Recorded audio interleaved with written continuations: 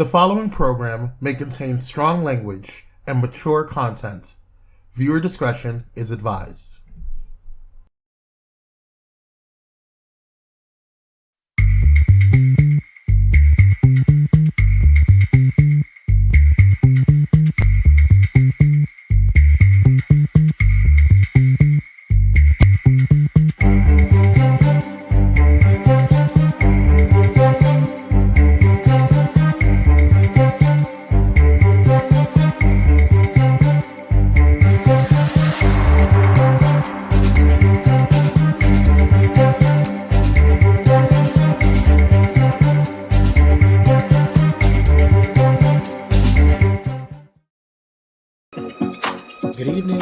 Good evening. Peace and blessings to you. It's a great day. It's a blessed day. And if you don't know anything else on this day, know that you deserve to be blessed.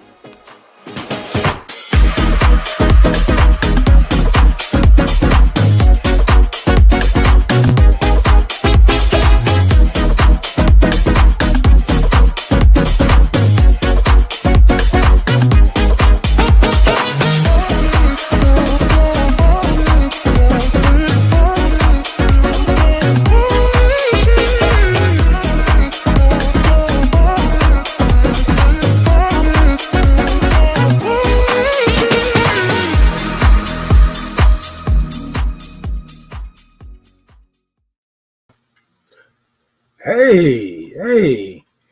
Good evening, and peace and blessings to you. It's a great day. It's a blessed day. It's a Monday. And if you don't know anything else on this Monday, know that you deserve to be blessed.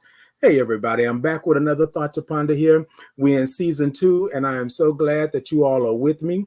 If you all can see me, if you can hear me, if you got your glass tonight, go ahead and give me some thumbs up, give me some hearts. TikTok, y'all tap the middle of that screen. Let me know you're in. Everybody within my voice, within viewing pleasure. Whoa, okay.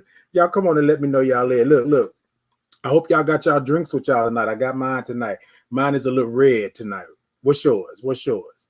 And well, here's the thing, though. If you don't know anything else about the drink, I want you to go ahead and I want you to take a sip, okay? Hold on.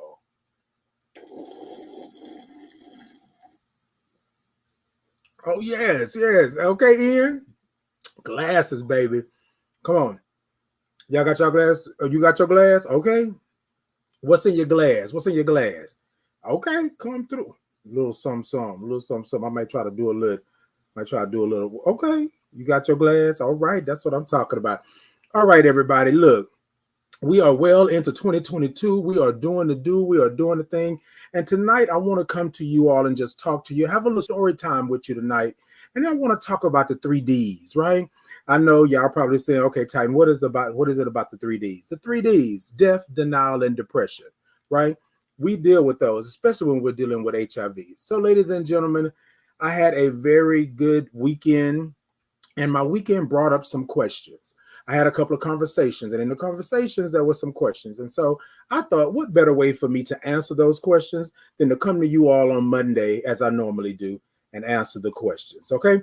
But y'all know what we do. Wait a minute. Hold on. I think somebody said they need a sip. Hold on.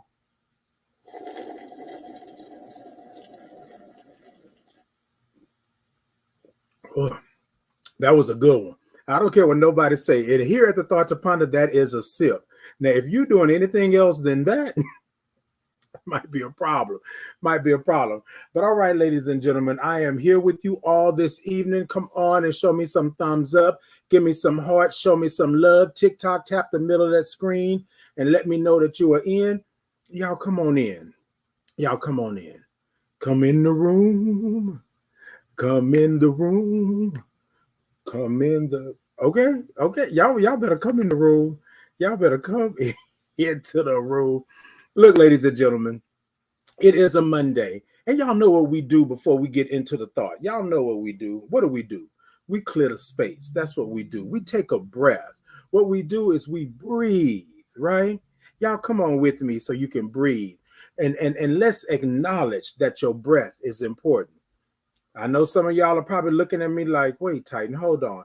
It's every Monday, every time I come on. What I'm saying is come in and let's acknowledge that your breath is important. Your breath is more important than you know, because this is something that you do without even knowing you're doing it. You breathe. right? And while you're breathing, do you know that you're living? You're sending fresh air and minerals and vitamins and stuff all throughout your body. You know what I mean? So your breath is important. In order for you to live, you got to breathe. All right, I didn't said enough on that. Y'all come with me tonight. So normally what we do, if this is your first time here tonight, I want you to come on in and we take 3 breaths. The first breath, I'm going to count out at a 5 pace. The second breath, I won't count, but I'll move my hands to show you that we are still in pace. And then the third breath, we ask that you take that breath, and then when you release it, you make some noise. Pretty simple, huh? All right, ladies and gentlemen, let's go. Let's get it. I see somebody saying they're ready to breathe. Are you ready to breathe? And I'm ready to breathe with you, okay? Y'all ready? All right, so we're going to go ahead and do that first breath on the count of 3. 1, 2, 3. Deep breath in. 1, 2, 3, 4, and 5. Come on, y'all. That's that Monday. Come on, come on. I know you need that breath. Yeah, come on. I see you over there. I see you over there. And then look, ladies and gentlemen, if you don't make it to 5, that's fine. Take that deep breath and make it to how many of the number you can make it to. I don't even know if that was good English. But anyways, make it to the number that you can make it to. 1, 2, 3, 4, whatever it may be. You make it there. And then until you get to 5. That's what we want to do. All right. Let's go ahead and move those shoulders a little bit. Right? Give me a little Tina Turner action. Rolling. Rolling. Move those shoulders back. Open that chest up. Okay? And on the count of 3, we're going to take that deep breath. 1, 2, 3. Deep breath in.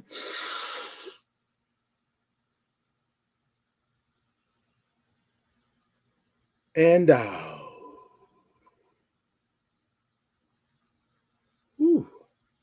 You know what? I don't know if I should have sipped like I sipped before because I'm a little warm.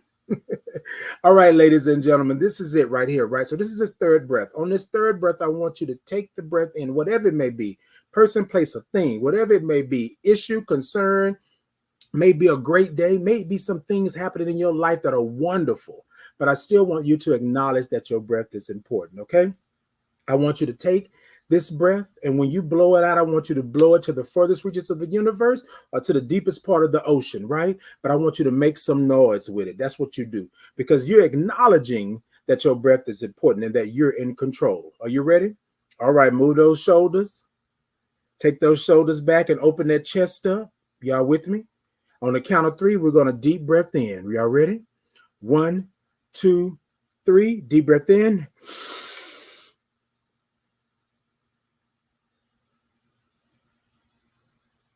And no,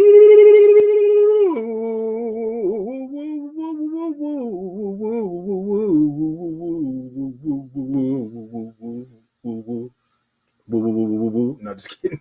Look, ladies and gentlemen, we believe here at the Thought to Ponder, if you take those breaths, and you don't have to take them in the extreme measure that I take them, but here's the thing. Our breath is important. And the more you acknowledge that your breath is important, the easier those breaths become. And then you'll notice the easier that your life, the easier that your day, your week, your month, your year will become. I'm telling you. Let me tell you. All right, ladies and gentlemen. So this is my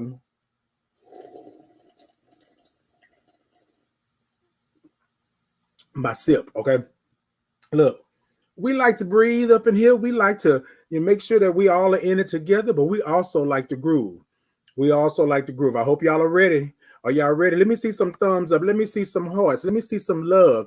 TikTok, tap the middle of that screen and let me know that you're there. Come on. Okay. Y'all ready to groove? Well, let's go. Let's get it. Sit it, da, da, da, da, da, da, da. Sit it, da, da, da, da, da, da, da. Zoom, da, da, doom, doom, da, doom, doom, da, doom, doom, da, doom, doom, da, doom, doom, da, doom, T2P. Check me out. T2P. Check me out. Zoom, da, doom, doom, da, doom, doom, da, doom, doom, da, doom, doom, da, doom, doom, da, doom. Zoom, da, doom, doom, da, doom, doom, da, doom, doom, da, doom, doom, da, doom, doom, da, doom. T2P. Check me out. T2P. Check me out. T2P. Check me out. T2P. Check me out. T2P. Check me out. T2P. Check me out. Rah. Look, ladies and gentlemen, I put it this way. You do your breath, you acknowledge your breath is important, and then you groove, right? And then after you groove, you grab your glass and you sip. Let me show you how to sip.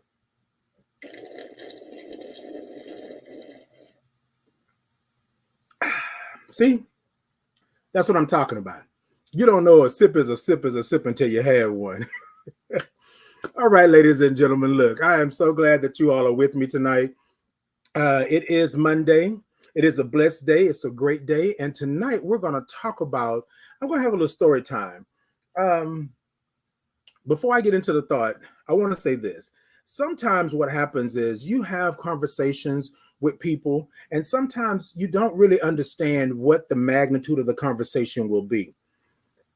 And I had quite a few conversations this weekend. And one in particular basically asked me about my journey, like how this all started. When did I know? What was going on and things like that? As you all know, I am a Black gay male who is HIV positive. I've been HIV positive for 16 years. I've been undetectable for 14 years, right? And so with that, a lot of times when I talk to people, because I don't look like what I've been through, people seem to think that I haven't been through anything, or I don't know anything, or I don't understand, a lot of things. And so the truth is that I understand a lot because I've been through some crap, right? I've been through some crap. And sometimes you have to remind yourself of what you've been through so you know not to go through it again. Y'all with me? Y'all with me? All right, so if y'all can hear me, if y'all can feel me, if y'all can see, I see y'all. I see, come on, y'all keep giving it to me. Let me see them hearts. Let me see them thumbs up. TikTok, tap the middle of that screen. Y'all come on and yes, y'all better come in. Y'all better, okay, you all right? So, ladies and gentlemen, we're gonna go ahead and get into the thought, right? And tonight's thought is the 3Ds. I'm gonna do a little story time, but it's the 3Ds: death, denial, and depression. Death, denial, and depression. Okay? Come on, we're going to do a little story time with Titan. Y'all with me tonight? Y'all with me tonight? That's what I'm talking about. Come in. Yes, that's it. Y'all, I am feeling the love tonight. Oh, this is wonderful. All right, y'all like, share, subscribe, do all of that good stuff. Come on. I would love for you to be my friend. Yes, go on over and be my friend on social media. Yes, come on over. Of course. All right, ladies and gentlemen. So tonight I'm doing a little story time. And somebody asked me about when did I know? Like, where was the point where I was okay with where I was, right? So I'm going to give you a little backstory. When I was first diagnosed, and I was diagnosed with AIDS, I only had 4 T cells. So that was me having an AIDS diagnosis, right? I thought about death. The only thing that I could think of was death because that's what was told to me. The disease had run rampant and it was an epidemic. It was still is till today because so many people are still being diagnosed, right? But what I didn't understand was I wasn't alone. I was diagnosed with AIDS. My mom was with me at the time. And so I want to give you a little story of how it went. Y'all bear with me on this, okay? Because I might get a little choked up. You know what? Let me take a sip. Before I start this story.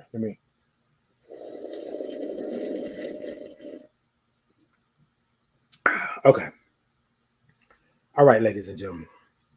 So picture it, Houston.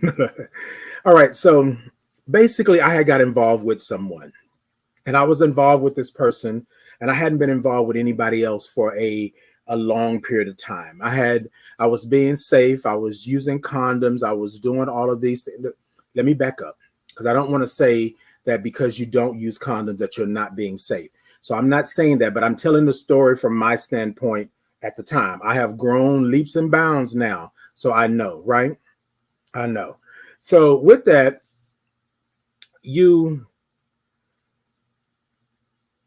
I thought that I was doing everything to make sure that I was okay, right? I thought I was doing everything to make sure that I always used a condom. I always approached everything safely and things like that. And so I I go to the well, so I started so I had like a cold. I had like a you know what, y'all? I'm not even gonna skip over it. Hold on. Let me get my bearings. This is story time, so I'm just gonna be straightforward with you. So me and him was chilling. We were hanging out. We were loving on each other. I thought that I was the only one, and and it was the world, and love was great. And I finally found that thing that everybody had been talking about. I thought that life couldn't be that bad. You know what I mean? Because I had found that person, and I was saying to myself like, "Oh, Titan, this is good. Like this person love you for you. Ain't nothing to it." Da da da da. And so I thought I was good, right? And I was in bliss, and I didn't know anything was going on until I was at work one day, and I just started sweating, and I didn't understand exactly what was going on that night, and then many other nights after that. I had night sweats. I kept a cold, right, per se, and then I started to lose weight. Okay, but my friend is not saying anything to me. We're both going through it. So I go and I take a test, and I take a HIV test, and I get tested, and it comes back negative, right? So I'm not fretting. I'm good. Everything is good. Then this was probably like November of 2004, I believe. Then January came around, February came around, and I got sick again, right? And this time I thought it was much worse. Like I could feel it. I had lost like some 20 pounds, and I really wasn't thinking, but I had started working out. I had started doing this, and I had trying to eat right and do all this kind of stuff. And so I thought I was good, right? So I go into work. So we're February something. I'm trying to think. I go into work, and I am just tired. I am sweating profusely. I don't know what's going on. So I go, and I said that I'm gonna go to the doctor. Now sometimes you can be a little, little knucklehead. You don't want to go to the doctor. You don't want to you don't want to have, right? And so I don't go to the doctor. So February, remember I said February, March comes around. I'm still having these issues and these problems. And then April hits. And then when April hit, I literally pass out. I literally like I'm so tired. By this time, I didn't lost maybe 40, 50 pounds. And so you can see that things are like going, and you're wondering like, wait, what's happening, right? Nothing is going on. Nothing is, happening. None the wiser. I just hadn't been to the doctor. So finally in May, couldn't go anymore, right? I go into the doctor, and the doctor says basically that I had walking pneumonia. Like basically I had been having pneumonia for some time. So they tested me 3 times, right? 3 times. Remember I said the first time it came back negative. So they tested me again. Then they tested me again because it was something going on or something. And I don't know what it was, right? And later on down the road, now I kind of know maybe what it was because I wasn't getting a reading, if you would, right? But anyways, so I don't go in, and then I I literally wind up in the hospital, and I wind up in the hospital, and everything is crazy. I didn't lost the weight. My skin and got dark. I'm aching. My body is aching, and um, wait, let me back up just a little bit. Before I go in the hospital, I go in for a checkup. This is what the thing was. I go in for a checkup. And even though I had lost the weight, I really wasn't like weak or anything like that. This is prior to May the 5th. This was like April, the end of April. And I didn't know that I was that bad off, right? Well, the doctor came in and basically said from my last labs, right, that I had AIDS, and he walked out of the room. And so I was like, what? I have what? Like, I look at my mom's is there with me, and she's looking at me, and she's trying not to cry. And I'm sitting here saying, no, that can't be. I just went to the doctor, and the doctor just told me that it was something with my blood. Had even given me some iron pills and all of the kind of stuff like that. And I was just like, wait, what? You know what I'm saying? Like it was a lot. It was a lot, and I just didn't get it. I didn't get it. And so I said to myself, like, what do I do? What do I do? Right. And I know I'm kind of into the story already, ladies and gentlemen, but you can already see where I'm going with this. The moment that he said I had AIDS, it was death. It was death. I didn't know what that meant. I didn't know. Well, I knew it meant something. You know what I mean? And then for him to say that I had an AIDS diagnosis and then I didn't get anything else after that, I left um, that place feeling like I was nothing, right? Feeling like I was nothing. I didn't know what to say. I didn't know what to do, but I heard everything on the way home. I heard everything on the way home. And I just kept thinking to myself that I'm going to die, right? That I'm going to die. That's it. It's just death. You know what I'm saying? That I'm going to die. And I'm saying to myself, like, wait, what's happening? You know what I mean? Like what's going on? So after that, I basically I'm gonna fast forward because I only have about an hour with y'all, so I'm gonna fast forward to get through this. But so after that, I go home and I'm basically thinking, okay, I'm going to die, but I don't want to go in. I, I don't want to go in the hospital. People are already looking at me crazy, like things are already happening. I'm just like, I don't want to do anything. Then here comes that denial, right? I'm denying the fact that I have a disease, that I've been diagnosed with AIDS. I don't know what's going on. I don't know what to do. I don't know who to turn to. I don't know what to have. I'm trying to figure out in my mind, like, how do I fix this? You know what I'm saying? Like, how do I get to that point, right? So then I pass out. Things are crazy. I go into the hospital because I can't keep any medication down. I can't keep any food down. I was really, really bad. I get into the hospital, and this is around May. And basically, they were saying that I only had 4 T cells. And I didn't even know that was a thing. Like, that was the case in point. And then it was like, okay, we really need to work on him. We really need to, like, get him back. I thought I was dead. I thought death was already done. Like it was gone. It was this, it was that. Like I didn't think that I would be on the other side of it, right? Laying in the hospital bed, my family looking at me at have you ever been in the hospital and somebody walks in and look at you, and they look at you in such a way that you know that you're in debt, like you're in trouble, like you know what I mean? Like that things are crazy. Like that you are not. Did I freeze? Wait, hold on. Okay, we good? Did I freeze? Somebody said I froze. Wait, hold on 1 second. We good? Okay. Okay. All right. I'm sorry, y'all. I was just checking because somebody said I had froze, and I was like, wait, I think I'm good. So literally, I go into the hospital and I basically think that I am dead. I think I'm gone, right? Because the looks on everybody's face was basically, you look like death, right? And it's that look that you get, right? And so what's crazy is that I basically, I go into the hospital, and in the hospital, they had an AIDS floor. And I had never heard of this before. I had never witnessed this before, right? So anyways, it was all of that. So I said to myself, let me pray. Let me think about what it is that I'm doing. You know what I mean? Like, do I want to live?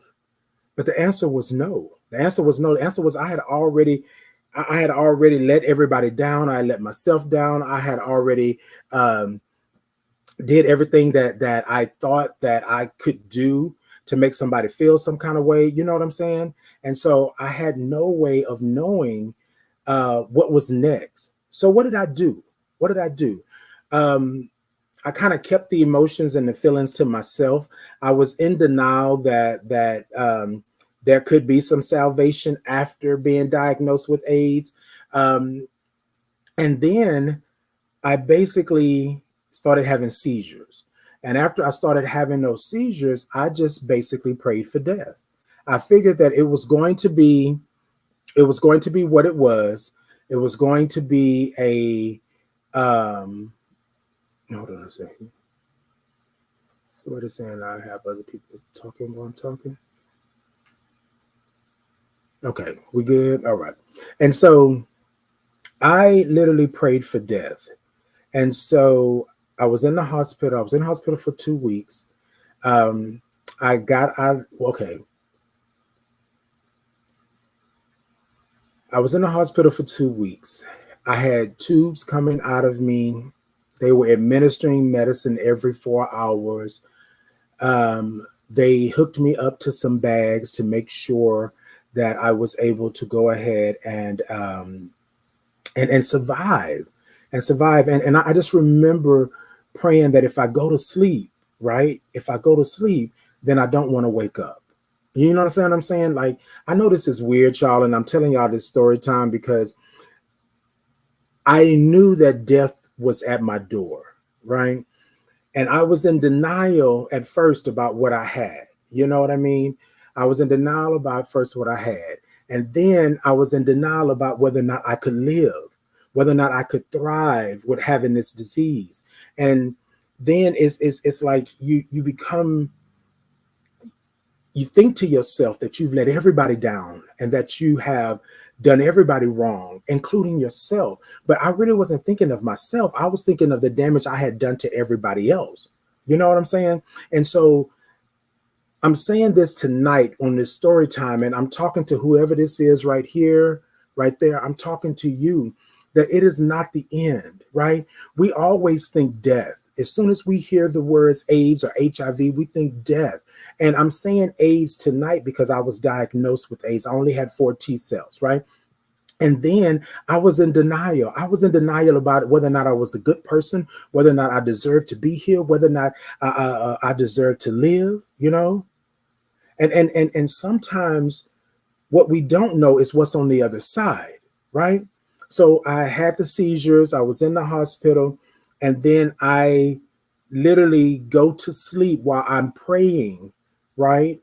I'm out like a light. And the only thing that I remember about that, it was dark, and I heard the words. I heard the words spiritually. I heard the words, stop. Like it was a huge hand. Now I'm gonna tell y'all, ladies and gentlemen, spiritually, that's what it was. Now I can't tell you if it was a physical hand, but the way that I saw it was a hand, and it said stop, because I was praying to not wake up. I was praying to say, I'm done. You know what I mean? I'm done, because what kind of life am I going to live? What kind of life am I going to have? You know what I'm saying? So I was just praying for that, and it said stop. And then the words were clear and crisp. I'm not done with you yet. After that, everything went blank. And then I opened my eyes, and my mom's and the doctor and everybody standing around me. And the doctor tapped my foot and said, you're going to be okay.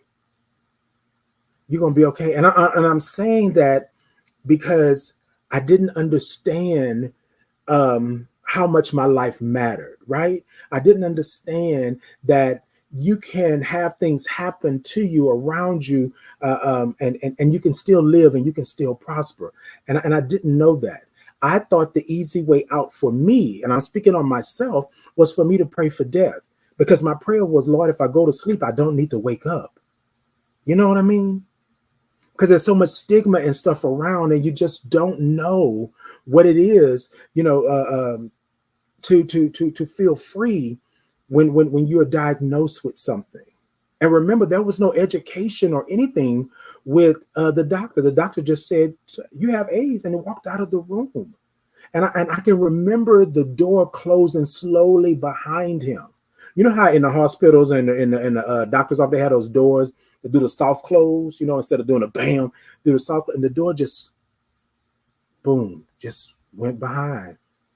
And I was just like, what do I do? And there was nothing there for me, right? There was nothing there for me. And I think sometimes when you are out in the world, and I do this work, and in this work, I'm always talking to people, and I'm telling them, I know, I feel it, I get it. You understand what I'm saying? But I can't tell you how to feel about yours, but I can tell you that I'm here to help you walk through. I'm here to answer any questions that you may have because I've been there, done that.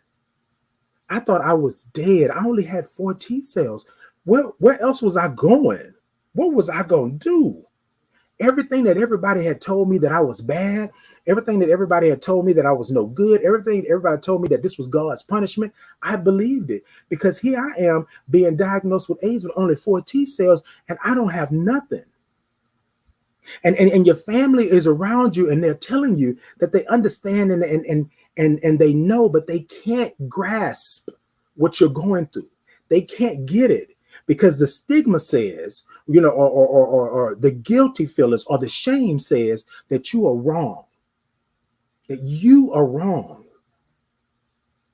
You know what I'm saying? And so sometimes when that happens, again, I don't know who this is for because tonight is for me, but it's also for you. You have the right to live. Just because you're diagnosed with either HIV or you're diagnosed with HIV-3, which is an AIDS diagnosis, you are still worthy of living and being and doing. I didn't understand that then, but I thank God that I had that vision to stop. And I had those words planted in my head that I'm not done with you yet. Now, here it is. It might have took a little while. You feel me? It might have taken from 2005 to 2019 or 2018 when I started on this journey, but I was already doing the work. I was already doing the work. And I thought about how wrong is it of somebody to tell me I don't deserve to live because something happened in my life. I don't deserve to live, right? Because something happened in my life. Okay, ladies and gentlemen, tonight I'm having story time with you all. I'm talking about death, denial, and depression, but I'm telling you my story, and I want you to understand that there is life after your diagnosis. There is life after your diagnosis. You have to understand that it's you, right? Remember what I said? I was thinking about everybody else, but I wasn't thinking about myself. I was killing myself off because I thought I had let everybody else down. You feel me? Whew. All right, ladies and gentlemen, y'all give me a little break. I'm gonna have to take myself a little break for a moment. Hold on. That's how we take a sip around here. Look, ladies and gentlemen, I got to pay some bills. We're going to take a commercial real quick and we're going to come back and we're going to keep on with the story time talking about death, denial, and depression. Y'all stay with me, but y'all come on back. All right. We're going to take that commercial. Go ahead, Kwame, and run that beautiful bean footage.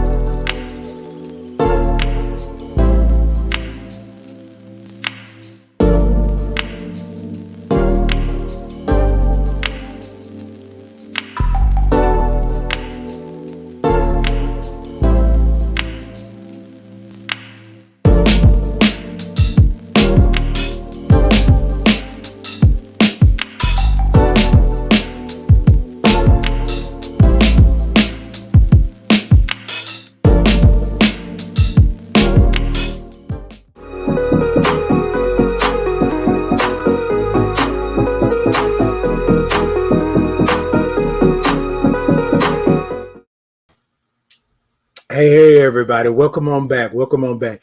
Look, ladies and gentlemen, I know I kind of left on a little somber note before the commercial. So if you all can hear me, if you can see me, come on and give me some thumbs up and give me some hearts. TikTok, y'all tap the middle of the screen over there. I see y'all are loving it. I see y'all are in it. Y'all are here for my story time tonight, and I really appreciate you all for being here.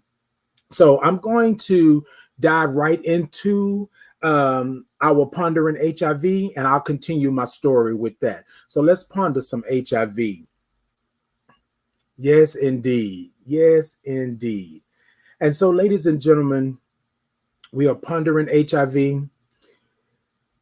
And basically, how do you deal with the 3Ds? So I'm going to go ahead and finish up on my story so we can kind of like bring it full circle, and then I'll end it that way. So basically, I didn't know what was happening. I didn't know what was going on. And I started having the seizures, and I had to, stop. I'm not done with you yet. And so I say that was 16 years ago, soon to be 17. In May, it'll be 17 years that after my diagnosis, or my diagnosis anniversary, if you would. And the reason I say that I even celebrate or even think about my diagnosis is because I thought that I was dead in 2005, but I'm still here in 2022. Who would have thunk it? Who would have thunk that that would have been it? So let me tell you this. This is how I dealt with the 3Ds of my HIV. I first didn't deal with it well because I didn't understand what was going on, what was happening. As I stated, I took all the precautions. I thought everything was good.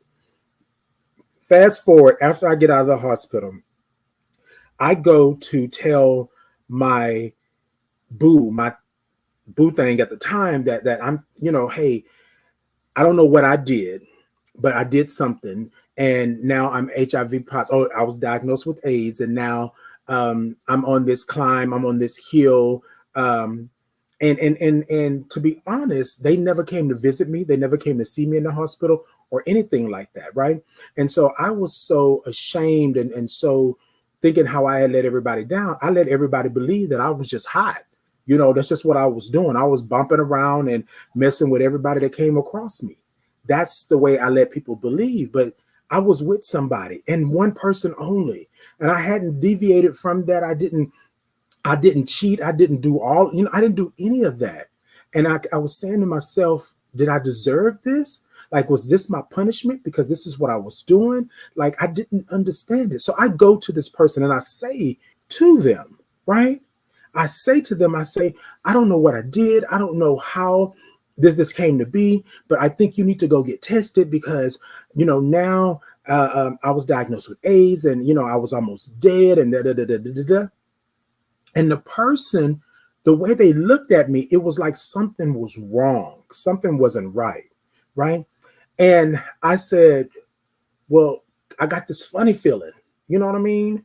Like this funny feeling. Now, this is after I have healed. This is after I have I've come back from the brink of death. This is after I'm kind of living. I didn't gain a little weight. I'm a little stronger.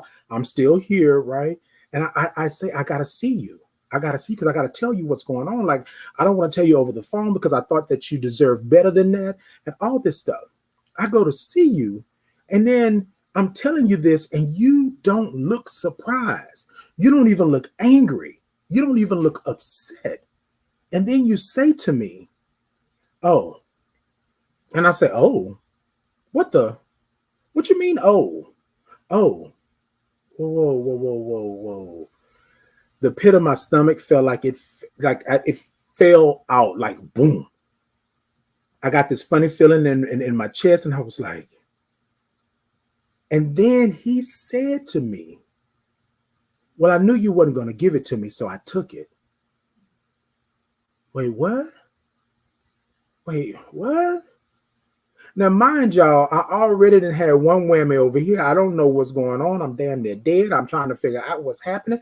And then this person that I love, that I took a chance on, that I said, okay, I'm going to do this, literally says to me, I knew you were not going to give it to me, so I took it.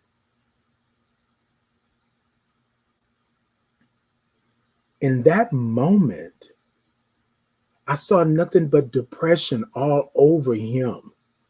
I'm not taking up for him because led, what he finally said was that he had been slipping me something in my drink and having sex with me while I was unconscious.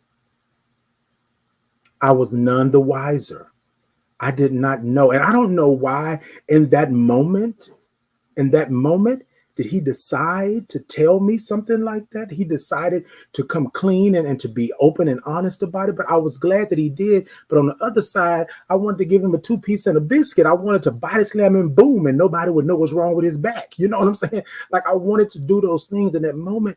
And here I am recovering. I'm still sick. I'm still going through things. I'm still going to see the doctor. My numbers are still not up to par yet so that I can really get out and do things. And he says this to me. And then everything comes flooding back. Everything comes flooding back. Now I'm like, what was I? What? Did you just say what? And ladies and gentlemen, after that revelation, after I didn't kill him and I left that apartment, I was depressed for a long time because it had took me a moment. I didn't know if I was gay. I didn't know if I was straight. I didn't know if I was bi. I didn't know what was going on. And I had finally took a chance on the same sex and to have a relationship. And despite what society had told me how terrible and horrible I was because I was a Black gay man, I took a chance. And I did it. And I chilled. And I'm thinking, we good. And you slipping me something and then having sex with me when I'm unconscious. But there were certain things that happened, ladies and gentlemen, that I knew something was off. But I was so stuck on the fact that you wanted me. I had never had this before. I had never experienced this before. Sure, I had, talked a good game here and there, but I had never experienced love, quote unquote. After that, I locked myself away from the world. I depressed. I didn't know what I was going to do. I didn't know what I should do. I didn't want to be with anybody. I decided that it wasn't in my best interest to go out to answer any calls or to do anything like that. And I just did not understand why he had done that to me. Why he had done that to, like, what was it? And then I got to thinking, why did I get in that car? Why did I go to that apartment? Why did I even lay in that bed? Why did I do this? It was my fault. I let my guard down because I thought I was in love and I went that route. And that's what happened. And I'm not saying that it is my fault, ladies and gentlemen. I'm saying that's what's my thought process at the time, right? At the time. How else do I deal? How do I go? How do I roam? What do I do if I'm not able to even tell you, basically, what's happening? Like, how do I do it, ladies and gentlemen? You know what I mean? And I'm sitting here saying to myself, like, you fool, you know what? You see what happened? You see, you should have just stayed where you was and didn't do nothing.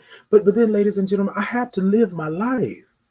And I'm not saying that this is what's waiting for you if you live your life. But what I am saying is that sometimes you just can't. Sometimes it's impossible for you to know what's coming down the tube, right? It's impossible for you to know exactly what's happening. But I'm going to say this. Did I like it in the beginning? Hell no. Did I like it a year or two after that? Hell no. But at some point, I had to start living my life for me. I was living my life for him and everybody else. And I could not get out of my funk, out of that depression. I could not let it go. But I wasn't living for me.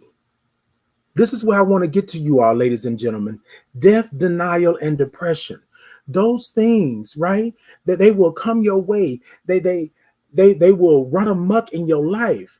But when you are not living for you, when you are not thriving for you, when you are not loving yourself for you, those three things will run your life and they will run you in the ground. I'm a prime example.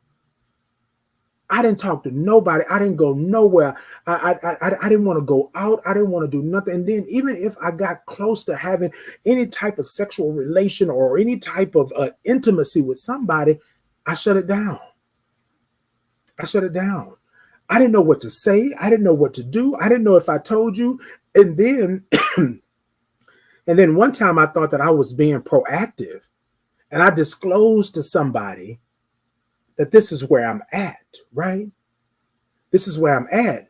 All of a sudden, you feel me? All of a sudden, then I'm the bad person. Literally, they tried to fight me in my own home. Talk about, I tried to give them something. I tried to kill them. Talking about, I had the package. I was trying to give them the gift. All this, like, it was a whole lot of craziness. So that even took me further into my depression, right? That even took me further into what death is. Because basically they were saying that I did this on purpose. Hey, I did this on purpose, right? And it wasn't my intention. But I didn't tell anybody that it was done to me. I didn't tell anybody that it was literally rape. I didn't say that to anybody because I was thinking it was my fault. It took me almost 2 years to come up out of that funk. 2 years. I stopped taking my medication for a whole year because, again, if it was for me to die, it was for me to die. And ladies and gentlemen, I'm telling you this because I want to be open and honest with you. When it's your time, it's your time. That's all I can say to you on that. But when it's not your time, it's not your time. And I think what we have to do is understand that because it was done to us, that doesn't mean that we're at fault, that we still have life after that. But I can't sit here and tell you all that it didn't bother me. It bothered me, right? It took me down a road, but that was because I couldn't call it what it was. I couldn't call it rape. He raped me. I couldn't say that.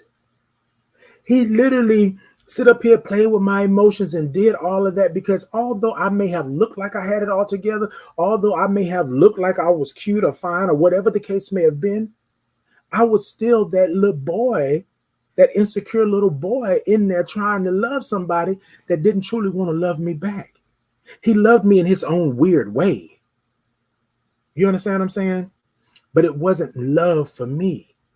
And then I'm going to say this because I know a lot of people are wondering, what about him? He had his own issues. He had his own issues.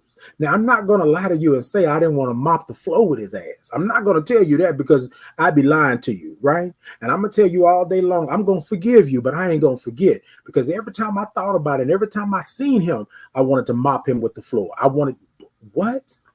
Bucket and all. I wanted to stick him in the bucket, wring him out, and then mop him up on the floor. I wanted to do it every time I saw him. But here's the thing. I had to get rid of those 3 Ds. I had to let them go. I had to let go the notion of death. I had to let go that notion of denial. I had to let go that notion or that depression. I had to let it go. And it was hard to do. It was hard to do. Sometimes people ask me questions and I say, y'all don't really understand. In my mind, you don't know where I've been. There are certain things that I don't do because I've been down that road, right? I didn't disclose to everybody and anybody. Like somebody was saying, well, you could just tell them, tell them up front. What am I telling you up front when my life was threatened? You feel what I'm saying? What am I telling you up front when somebody tried to corner me, tried to set me up and get me ganked? You know what I'm saying? So when I disclose, I got to make sure that I'm safe. I got to make sure that I'm good because in my past, I tried to disclose before we even got to the first word hi. And here I am in trouble. Here I am dodging bullets. Here I am sitting up here, 5 people didn't come to whoop my behind because they thought I set them up. You feel what I'm saying? I'm not telling you don't disclose, but I'm saying when you think about disclosing something, you got to make sure that these people, whoever you're disclosing to, that they are there for your good, right? And then, ladies and gentlemen, to end this story tonight, and I'll have another story time um, again, but to end this story tonight, I don't wish what I went through on anybody, but I am thankful that this journey that I'm on, that I've been on, has brought me to a place where I can I can mentor, I can help, I can be there for somebody. I can tell you my story and then you can understand where I've been. So therefore, maybe I could help you get through what you're going through. I can tell you that there's life after your diagnosis. I can let you know that you deserve to live. I can let you know that even if somebody slips something in your drink and they rape you, you still have life after that. But there's some work that we have to do, right? And this is just not just for those of us that are HIV positive and thriving with it or living with it. This is for everybody because things happen to everybody. But on tonight, I'm talking about what I went through, HIV diagnosis, and those that are living with HIV and thriving with HIV. There is life after your diagnosis. So tonight, we tackle those 3 Ds: death, denial, and depression. It will happen. It will come. But I want to tell you something. The first thing of fighting death, denial, and depression and anything else that comes your way is calling it by its name. I could not call it what it was that happened to me that brought on those 3 Ds. It was rape. It was rape. He did not have my consent. He did not go about it the right way. Pure and simple. So I had to take that burden off of me and put it back where it belongs. It belongs on him because he did this. And then here I am suffering, going through all of this kind of stuff. And I didn't get it. But ladies and gentlemen, it's been 16 years. It'll be 17 years in May. And I just want to say this to you. There is life after your diagnosis. Those 3 Ds may come: death, denial, and depression, but it's all about how you handle them. It's all about how you handle them. I'm going to end with my final thought, ladies and gentlemen. It'll be real quick, but here's my final thought. Whew. Y'all got me tonight. Y'all got me tonight.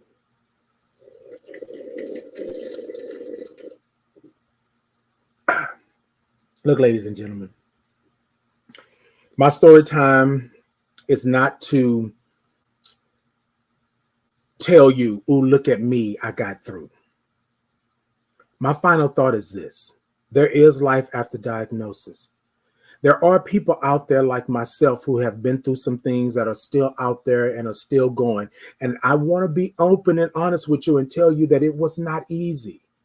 I'm not going to ever tell you that it's going to be easy, because anything worth having, your sanity, your life, your love, anything, your spirit, anything worth having is worth working for. Tonight, I want you to understand that I saw those 3 Ds. I've dealt with those 3 Ds, and sometimes I have to deal with them again and again. You know what I'm saying? But ladies and gentlemen, there is life out there. There's life out there. If you have a friend that you know of, if you have a loved one, a family member that you know of that's going through, sometimes you got to help them out and let them know they got a friend. They got a shoulder to cry on. Sometimes you got to do that. But then for you, whoever this is right here, for you, call it by its name. I had to call it by its name. I had to tell you what it was. And what I didn't tell anybody and what I didn't let anybody know in the beginning. But I can say it now because I'm okay with it, right? I understand it. It was rape. It wasn't my fault. I didn't do it. Yes, I may have been there. Yes, I may have been at this place. Yes, I may have been there. But it was not me that was slipping myself something and having sex with myself while I was unconscious. So I had to call it by its name. I want you to do the same tonight. And ladies and gentlemen, I am Titan Capri on all social media. If you want to talk to me, if you got a question, you want to talk about the 3 Ds, or you want to pose a question that you want me to have on the show, right? I do ponder in HIV because I am HIV positive and I'm thriving with HIV. When I say thriving, that means that I'm living my life. I'm proud to say that I'm a Black gay man who is HIV positive. And I am going to celebrate, right, my anniversary come May of me being diagnosed with AIDS with only 4 T cells. And the way that I have to do that is I have to let it be, I have to speak it. I can't keep hiding from myself. I can't keep hiding secrets from myself. I can't do it anymore. Now, I'm not saying that you're there at this moment, but take that first step and just utter the words of what it is. And then it'll become easier and easier and easier. It may take some time, ladies and gentlemen. It may take some time. Look, ladies and gentlemen, I want to thank you all for tuning in. I appreciate you all so much. Woo. Woo, y'all got me tonight. I was going to do a story time, but I didn't think I was going to do a story time like that. Y'all kind of, all right, ladies and gentlemen, thank y'all so much for tuning in. I appreciate you. Peace and blessings to you. And I want to say this to you before I leave tonight. I don't believe there was any other reason you were put on this earth other than to be blessed and to be a blessing. If you are blessing somebody, then you're blessed. And if you're blessed, then you're blessing somebody. Can I get an amen up in here? Look, ladies and gentlemen, y'all take care of yourself. Call it by its name. Call it by its name, because until you do so, it's going to keep on creeping in and effing with you every chance it gets. You got to call it by its name and stop it in its tracks. Peace and blessings to you. Until next Monday, I love y'all. Peace and blessings. Talk to y'all soon.